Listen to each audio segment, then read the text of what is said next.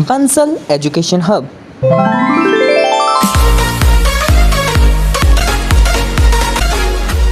स्वागत है दोस्तों आप सब लोगों का आपके अपने YouTube चैनल पर जिसका नेम है Bansal education hub. So friends, अगर आपको याद होगा हम लोगों ने लास्ट वीडियो में डिस्कस करा था जॉइंट स्टॉक कंपनी के बारे में, जिसमें मैंने आपको इसकी मीनिंग और इसके फीचर्स के बारे में बताया था। तो मैं आप लोगों के लिए लेके आई हूँ क्विक रिकैप, ताकि आप लोगों का एक छोटा सा रिवीजन हो जाए और आप लोग याद कर पाएंगे मैंने आपको लास्ट वीडियो में क्या पढ़ाया था। तो जल्दी से स्टार्ट करते हैं। तो देखिए, मैंने आपको बताया था जॉइंट स्टॉक कंपनी की डेफिनेशन के बारे में, जिसमें मैंने आपको एक डेफिनेशन दी थी जो थी हमारी चीफ जस्टिस मार्शल की। तो इन्होंने क्या कहा था, इन्होंने कहा है a joint stock company is an artificial person, invisible, intangible and existing only in the eyes of law. तो इन्होंने, जो हमारे चीफ जस्टिस मार्शल है, इन्होंने जॉइंट स्टॉक कंपनी को कैसे डिफाइन करा है। इन्होंने कहा है कि जॉइंट स्टॉक कंपनी एक आर्टिफिशियल पर्सन है जो कि इनविजिबल है, इंटेंजिबल है, एग्जिस्टिंग है केवल लॉ की आइज में। ठीक है, अब हम इसके फीचर्स के बारे में छोटा सा डिस्कस कर लेते हैं। तो हम लोग ने 6 टाइप्स ऑफ फीचर्स के बारे में पढ़ा था। तो हमारा पॉइंट नंबर 1 था artificial person.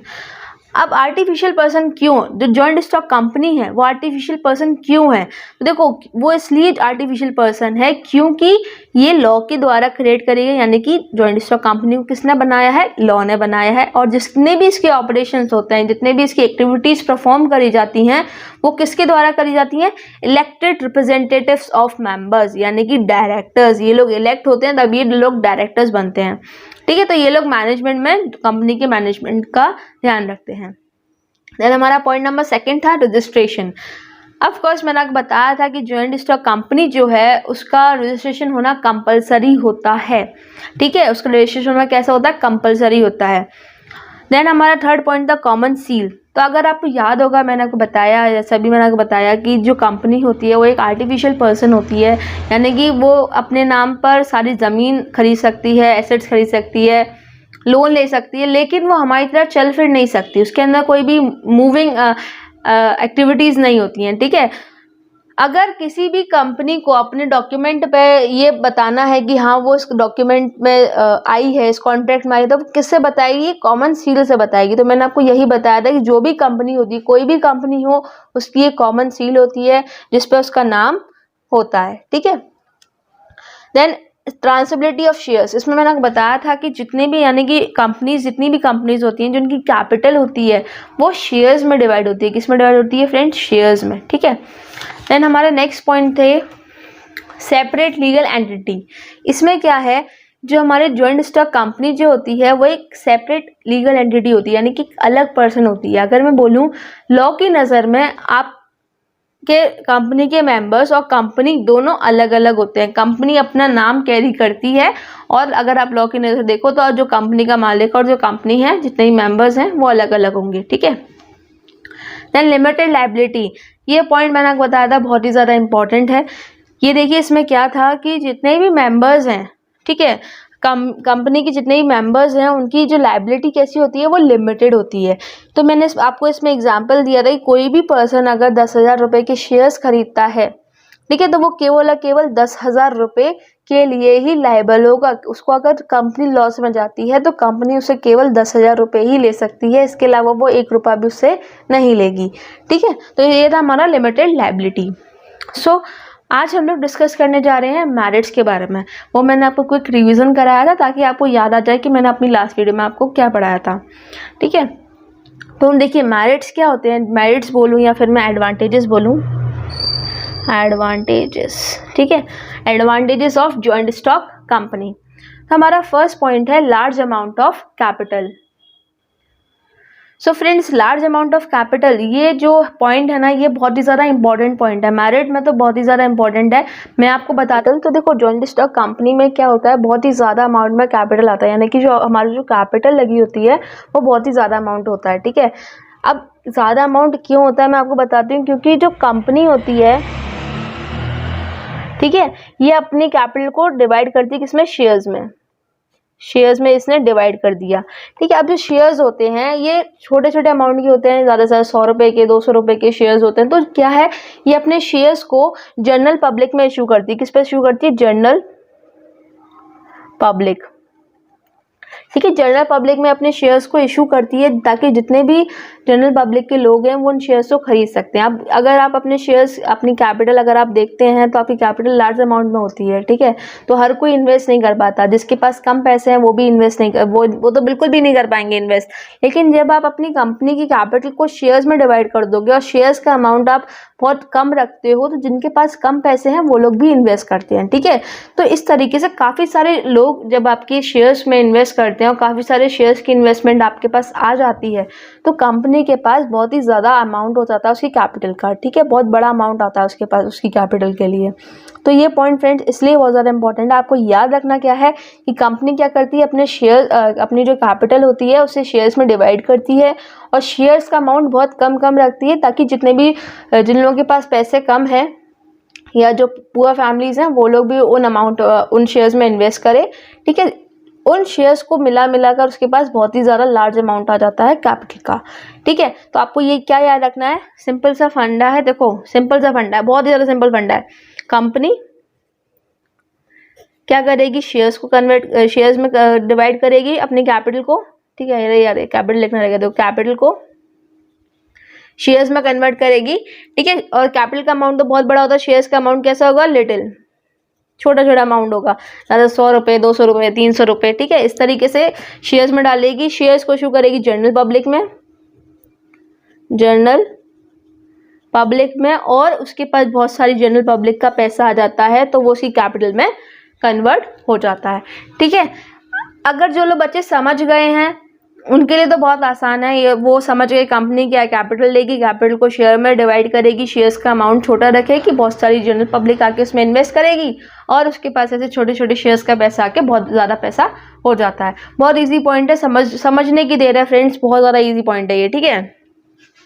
Then limited liability, of course मैंने अभी आपको रिवाइज कराया कि लिमिटेड लायबिलिटी का मतलब मैं आपको दोबारा एक और एग्जाम्पल से समझाती हूँ। सपोज मैंने क्या करा, मैंने इन्वेस्ट करे 1000 रुपये, ठीक है। पिछली बार 10,000 रुपये थे, इस बार 1000 रुपये हैं, तो 1000 रुपये इन्वेस्ट करे मैंने किसी भी XYZ लिमिटेड कंपनी में, ठीक है। इसके मैंने शेयर्स खरीदे हैं। अब मान लो कि कंपनी डूब जा रही है, लॉस में जा रही है, किसमें जा रही है, लॉस में। अब मैंने इसके शेयर खरीदे हैं तो कहीं ना कहीं मैं भी इसकी ओनर हूँ, ठीक है। तो मेरे को अगर कंपनी बोलेगी ना कि आप अपनी लायबिलिटी दो, तो मैं केवल और केवल 1000 रुपये के लिए लायबल होंगी, इससे ज़्यादा वो मुझसे पैसे नहीं ले सकता है, ठीक है। तो ये मतलब है लिमिटेड लायबिलिटी का। देन कंटिन्यूटी, अरे यार बार बार वही पॉइंट्स रिपीट हो रहे हैं। देखो कंटिन्यूटी मैंने आपको बताया था, कंटिन्यूटी क्या होता है, आपके जितने भी मेंबर्स हैं कंपनी में, ठीक है, उनकी मर जाने से, उनके इंसॉल्वेंट होने से या उनकी इनकैपेबल होने से, अगर वो मैनेजमेंट नहीं कर पा रहे हैं तो उनको कुछ भी होगा, कंपनी को कोई फर्क नहीं पड़ने वाला, ठीक है। कंपनी जैसी है वैसी ही रहेगी, क्योंकि ये किसने बनाई है, लॉ ने बनाई है, और ये केवल और केवल तब खत्म होगी जब लॉ इसे खत्म करेगी, ठीक है। लॉ बनाती है और लॉ ही खत्म करती है, बहुत इजी है। अब इसके मेंबर्स के साथ कुछ भी हो रहा है, जा रहे हैं, मर रहे हैं, कुछ भी हो रहा है उनके साथ, हमें कोई मतलब नहीं है, कंपनी को कोई मतलब नहीं होता। वो तभी खत्म होगी जब लॉ चाहेगी, ठीक।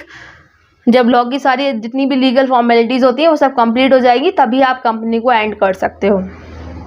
देन एफिशिएंट मैनेजमेंट, अब एफिशिएंट मैनेजमेंट का यहाँ पे क्या रोल है, देखो आपके पास कंपनी जो है उसके पास बहुत सारा कैपिटल आ रही है, ठीक है, यानी कि फाइनेंस रिसोर्स की उसके पास कोई भी कमी नहीं है। जब उसके पास कोई कमी नहीं है तो वो क्या होती है, वो प्रोफेशनल को हायर करती है, जितने प्रोफेशनल मैनेजर्स होते हैं, ठीक है, उनको वो हायर करती है। जब वो प्रोफेशनल्स को हायर कर रही है तो अब ऑब्वियस सी बात है भाई, वो अपने फील्ड में प्रोफेशन है, उनका प्रोफेशन है, हायर कर रही है बढ़िया से बढ़िया लोगों को मैनेज करने के लिए, बढ़िया से बढ़िया मैनेजर्स को, तो उसकी कंपनी का मैनेजमेंट एफिशिएंट होगा कि नहीं होगा, एफिशिएंट भी होगा और इफेक्टिवली होगा, ठीक है।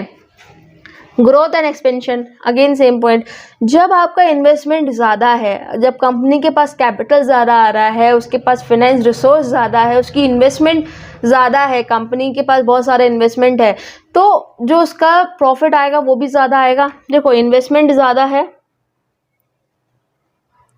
प्रॉफिट भी ज़्यादा आएगा, प्रॉफिट ज़्यादा आएगा तो क्या है, आपके पास चांसेस है, आपके पास स्कोप है कि आप ग्रोथ कर सकते हो, अपने बिजनेस को एक्सपेंड कर सकते हो, ठीक है। बहुत इजी सा पॉइंट था। Then easy transferability of shares, इसका क्या मतलब है, आप शेयर्स को इजीली ट्रांसफर कर सकते हो इजीली बेच सकते हो, इजीली खरीद सकते हो। जब आपके पास जब आपको कैश की ज़रूरत है, आपके पास शेयर्स पड़े हैं, तो आप उसे बेच के कैश लेके आ सकते हो। और अगर आपके पास कैश पड़ा हुआ है, आप शेयर्स को खरीद के आप अपना कैश को इन्वेस्ट कर सकते हो, तो यानी कि इजीली ट्रांसफर हो जाते हैं शेयर्स, ठीक है। देन पब्लिक कॉन्फिडेंस, अब इसका तो बहुत इंपॉर्टेंट रोल है। देखो क्या है कि जो कंपनी होती है वो क्या होती है, अपने एनुअल रिपोर्ट्स जो होती हैं, एनुअल रिपोर्ट्स, ठीक है, देन जो अपने अकाउंट्स होते हैं, ठीक है, वो पब्लिक को दिखाती है, यानी कि पब्लिक को एनक्लोज करती है, पब्लिक को दिखाएगी कि हाँ मैं, मेरी जो प्रॉफिट की पावर है वो क्या है, मेरे पास फाइनेंस रिसोर्स कितना है, यानी कि पूरी जो अपनी एनुअल रिपोर्ट्स होती हैं वो पब्लिक को दिखाती है। जब पब्लिक को पता चलता है कि ये कंपनी बहुत अच्छी है, इसके पास प्रॉफिट रेट ज़्यादा है, इसके पास फाइनेंशियल पावर ज़्यादा है, तो जो पब्लिक होती है वो क्या करेगी, इसमें इनके शेयर्स में ज़्यादा इन्वेस्ट करेगी, तो इनके पास और कैपिटल आएगा। तो पब्लिक कॉन्फिडेंस इनके पास हमेशा रहता है, ठीक है। देन हमारा पॉइंट है सोशल रिस्पॉन्सिबिलिटी। अब ये देखो, कंपनी, कोई भी कंपनी हो, सोशल रिस्पॉन्सिबिलिटी तो उसे पूरी करनी ही करनी है, ठीक है। तो ये लोग क्या करते हैं, अपने जो इनके पास बहुत ज़्यादा फंड आता है, तो ये लोग अधिकतर फंड जो है कंट्रीब्यूट करते हैं, स्कूल्स में, कॉलेजेस में दान देते हैं, ठीक है, वेलफेयर के लिए कंट्रीब्यूट करते हैं। तो काफ़ी इस तरीके से अपनी सोशल रिस्पॉन्सिबिलिटीज़ को पूरा करते हैं, ठीक है। नेक्स्ट पॉइंट पे आते हैं, जो कि हमारा डेमोक्रेटिक मैनेजमेंट। डेमोक्रेटिक मैनेजमेंट, जैसे कि मैंने आपको बताया कि जो यहाँ के डायरेक्टर्स होते हैं उनको कौन इलेक्ट करता है, शेयर होल्डर्स। देखो शेयर होल्डर्स होते हैं, ठीक है, ये लोग इलेक्ट करते हैं डायरेक्टर्स को, ठीक है। डायरेक्टर्स को जब ये इलेक्ट करते हैं, जितनी भी इनकी जो मैनेजमेंट के तरीके होते हैं वो सब लोग डिसीजन जो होते हैं वो डायरेक्टर्स ही लेते हैं, ठीक है। तो यानी डेमोक्रेटिक मैनेजमेंट होता है, जो लोग इलेक्टेड हैं वही लोग डिसीजन लेंगे, अदरवाइज कोई नहीं लेगा। Then dispersal of ownership. Dispersal of ownership बहुत ही ज़्यादा इंपॉर्टेंट पॉइंट, और बहुत ही ज़्यादा बच्चों को ये बात पता भी नहीं होती है। देखो क्या है ये, कि जब आपकी कंपनी के बहुत सारे शेयर्स हैं, ठीक है, तो उनके शेयर होल्डर्स भी हैं, और आपने पढ़ा होगा जो शेयर होल्डर्स होते हैं वो क्या होते हैं, ओनर होते हैं एक तरीके से कंपनी के। शेयर होल्डर्स क्या होते हैं, ओनर होते हैं। जब ओनर ज़्यादा हैं तो कंपनी की जितनी भी एक्टिविटीज़ से उसको बेनिफिट मिलेगा, तो कहीं ना कहीं ओनर को तो भाई उसका हिस्सा चाहिए होता है, उसका पार्ट चाहिए होता है। तो बात वही है यहाँ पर, जो शेयर होल्डर्स हैं, जो कंपनी है उसको जितने भी बेनिफिट मिल रहे हैं, तो उसे शेयर होल्डर्स को भी पैसे देने पड़ते हैं। जैसे प्रॉफिट है, प्रॉफिट वो शेयर होल्डर्स में भी बांटती है, ठीक है।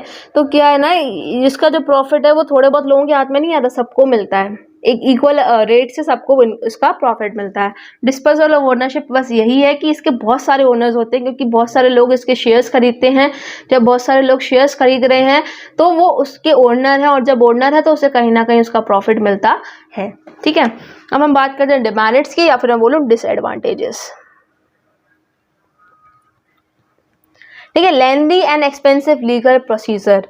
ऑफ कोर्स कंपनी जब आप बना रहे हो, उसका रजिस्ट्रेशन करा रहे हो, तो उसके पास बहुत ही ज़्यादा आपको बहुत सारे डॉक्यूमेंट्स तैयार करने पड़ते हैं, लीगल फॉर्मेलिटीज़ पूरी करनी पड़ती हैं, बहुत सारा लीगल, मतलब बहुत ही लंबा लीगल प्रोसीजर होता है कंपनी को अगर आप फॉर्म करते हैं तो बहुत ही ज़्यादा लेंदी और एक्सपेंसिव होता है लीगल प्रोसीजर, ठीक है। Then lack of motivation. देखो बिल्कुल लैक ऑफ मोटिवेशन, क्योंकि जितने भी यहाँ के वो होते हैं, मैं बोलूँ डिसीजंस लेने होते हैं, वो कौन लेता है, डायरेक्टर्स लेते हैं, ठीक है, डायरेक्टर्स लेते हैं। और जो भी इसमें प्रॉफिट आता है या कुछ भी होता है तो वो शेयर होल्डर्स के पीछे बढ़ जाता है। लेकिन मोटिवेशन का यहाँ पर क्या रोल है कि जो भी मैनेजर्स हैं, जो भी एम्प्लॉयज़ हैं, जो कंपनी चला रहे हैं, जितने भी मैनेजर्स होते हैं और एम्प्लॉयज़ होते हैं, तो इन लोगों को एक फिक्स सैलरी मिलती है। इन लोगों को प्रॉफिट में से कोई हिस्सा नहीं मिलता, मिलता भी है तो बोनस के टाइप पे कभी कभार दे देते हैं। मतलब इन लोगों को कोई इतना मोटिवेशन नहीं मिलता कि अगर कंपनी को ज़्यादा प्रॉफिट होगा तो कंपनी इन लोगों को देगी, नहीं देगी, क्योंकि प्रॉफिट लेने वाले कौन है, यहाँ पे शेयर होल्डर्स बैठे हैं, ठीक है। तो इन लोगों की जो सैलरी होती है फिक्स होती है, इसलिए इनके अंदर कोई मोटिवेशन नहीं आती कि ये कंपनी के लिए और अच्छी तरीके से काम करें। And delay in decisions. अब डिले क्यों होती है, इसका सबसे बड़ा रीज़न, डिले होने का सबसे बड़ा रीज़न क्या है कि जो डिसीजंस होते हैं वो डायरेक्टर्स लेते हैं, ठीक है। ये तो आप लोगों को पता ही है, डायरेक्टर्स जो है मैनेजिंग में होते हैं, डायरेक्टर्स डिसीजन लेते हैं। ठीक है। जो डिसीजन फिर लिया जाता है, जो भी डिसीजन लिया जाता है वो सबको बताया जाता है, जितने भी एम्प्लॉयज़ हैं उनको बताएंगे, या उस कंपनी से रिलेटेड जितने भी मेंबर्स हैं, जितने भी शेयर होल्डर्स हैं, जो भी लोग वहाँ काम कर रहे हैं, उन सबको वो डिसीजन बताएंगे, करेंगे, तो वो बहुत ज़्यादा लेंदी प्रोसेस हो जाता है। ठीक है, तो इस वजह से डिले होती है डिसीजन मेकिंग में। And excessive government control, of course government control बहुत ही ज़्यादा एक्सेसिव होता है, क्योंकि जैसे मैंने बताया इसमें लीगल फॉर्मेलिटीज़ बहुत सारी होती हैं। एंड जो गवर्नमेंट यानी कि जो भी इनकी जो फाइल रिटर्न होती है या एनुअल रिपोर्ट्स होती हैं, ये भी इनको रजिस्ट्रार को दिखानी पड़ती हैं। ठीक है, यानी कि गवर्नमेंट का कंट्रोल यहाँ पे ज़्यादा होता है। देन कॉन्फ्लिक्ट्स इन इंटरेस्ट, अब इसका क्या मतलब है, देखो यहाँ पे बहुत सारे ग्रुप के लोग काम कर रहे होते हैं, जैसे डिबेंचर होल्डर्स हो गए, होल्डर्स, ठीक है, शेयर होल्डर्स हो गए, एम्प्लॉयज़ हो गए, यहाँ बहुत सारे डिफरेंट ग्रुप के लोग काम कर रहे होते हैं। ठीक है, तो कॉन्फ्लिक्ट कैसे होती है वो मैं आपको एक एग्जाम्पल के तौर पर समझाती हूँ कि जो डिबेंचर होल्डर हैं, ये लोग चाहते हैं कि जो रेट ऑफ इंटरेस्ट है वो बढ़ाई जाए। ठीक है, रेट ऑफ इंटरेस्ट इन लोगों के लिए बढ़ाई जाए, लेकिन शेयर होल्डर क्या बोलेंगे, अगर रेट ऑफ इंटरेस्ट बढ़ा दोगे तो भाई हमारा प्रॉफिट कहाँ जाएगा। ये लोग ये चाहेंगे कि जितना ज़्यादा बचे उतना ज़्यादा बढ़िया, क्योंकि हमें उसमें से हिस्सा मिलेगा। तो कैसे इस वजह से कॉन्फ्लिक्ट हो जाते हैं ग्रुप के बीच में, या अधिकतर कॉन्फ्लिक्ट्स यहाँ पे रहते हैं। ठीक है, देन अनहेल्दी सर्कुलेशन, या मैं इसको बोल सकती हूँ अनहेल्दी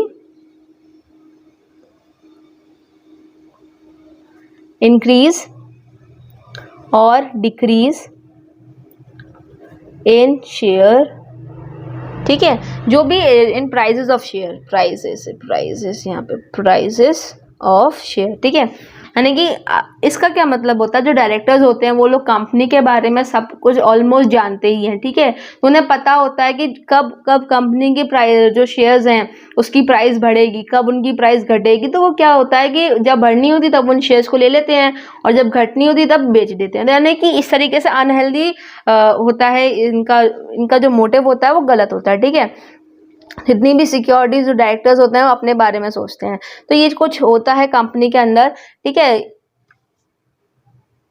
अब भाई जो लोग काम कर रहे हैं उन लोगों को तो पता होगा उनकी कंपनी में क्या क्या फंक्शनिंग हो रही है, उस हिसाब से कब शेयर की वैल्यू बढ़ेगी, कब घटेगी। तो वो क्या है, इस तरीके से अपना प्रॉफिट ले जाते हैं। उनको मालूम है कि अब शेयर बढ़ने वाला है तो वो खरीद के रख लेंगे, और जब घटने वाला है तो उसे बेच देंगे। ठीक है, देन सोशल ईवल्स, अब इसका क्या मतलब है, जो सोशल ईवल क्या है, इसका पॉइंट का ये मतलब है कि जो कंपनी होती है उसका फाइनेंशियल रिसोर्स होता है बहुत ज़्यादा होता है। जब उस फाइनेंशियल रिसोर्स बहुत ज़्यादा है तो उससे क्या होगा कि जो कंपनी है वो मोनोपोलिस्टिक एक्टिविटी यहाँ पे प्ले करती है, यानी कि पॉलिस्टिक एक्टिविटी यहाँ प्ले करती है। इसका क्या मतलब होता है कि जो कंपनी की वेल्थ है उसका जो कॉन्सेंट्रेशन होता है वो कुछ ही लोगों के हाथ में होता है, तो इसकी वजह से जो कंज्यूमर्स हैं या फिर जो एम्प्लॉयज़ हैं उनके साथ एक्सप्लॉयटेशन भी हो सकता है। तो यहाँ पे फ्रेंड्स हमारे मेरिट्स और डिमेरिट्स यहाँ एंड होते हैं। एंड नेक्स्ट हम लोग कंपनी के बारे में और भी पढ़ेंगे, जैसे कि टाइप्स ऑफ कंपनीज के बारे में। अगर तुम्हें कोई भी डाउट है तो आप लोग मुझसे कमेंट करके पूछ सकते हैं। एंड अगर आप लोगों को ये वीडियो बहुत ही ज़्यादा अच्छी लगी है तो एक लाइक ज़रूर कर दीजिएगा, और साथ ही साथ इस वीडियो को शेयर ज़रूर कर दीजिए अपने फ्रेंड सर्कल में, ताकि उन लोगों को भी इस वीडियो का बेनिफिट मिले। और हाँ, मेरे चैनल को सब्सक्राइब करना मत भूलिए और बेल आइकन को प्रेस कर देना। Thank you.